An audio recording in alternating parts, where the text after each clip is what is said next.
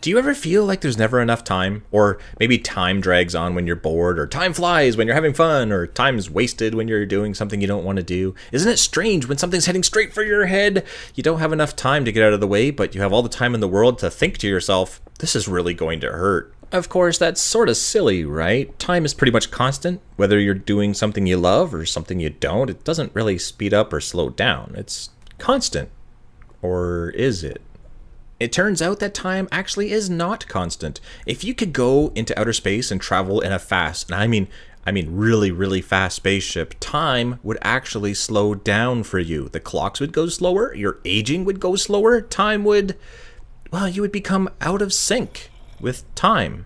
It's mostly just theories and math, but scientists have speculated that if you could go 99% the speed of light, for every year that people back on Earth will have aged 1 year, you will only age 52 days.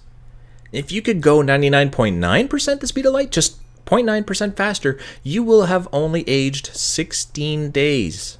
Now, to measure this in the real world, and by real world I mean in orbit around the Earth, the astronauts on the International Space Station were actually able to measure this to a degree. Now, keep in mind that they were only going 0.0025% the speed of light. That's not even 1% or even 1,000th of a percent. But at 0.0025%, they were actually able to measure and recognize that astronauts on the space station were actually aging slower than the rest of us here on Earth.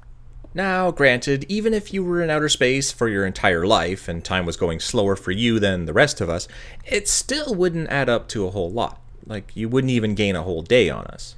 So time is not a constant, and our perception of time is not a constant, but time can be managed like one.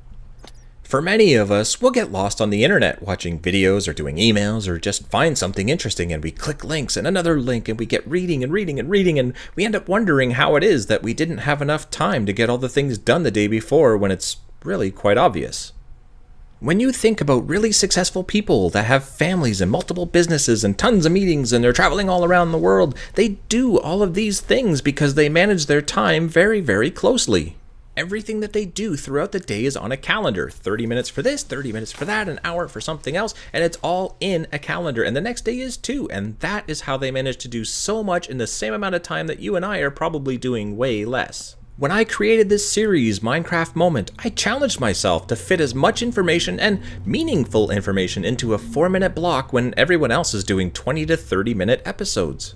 It turns out that it's not that easy, but it is a really fascinating challenge because you will not look at 4 minutes the same after you try to fit 20 minutes worth of conversation into it. Challenge yourself, stop procrastinating, and start managing.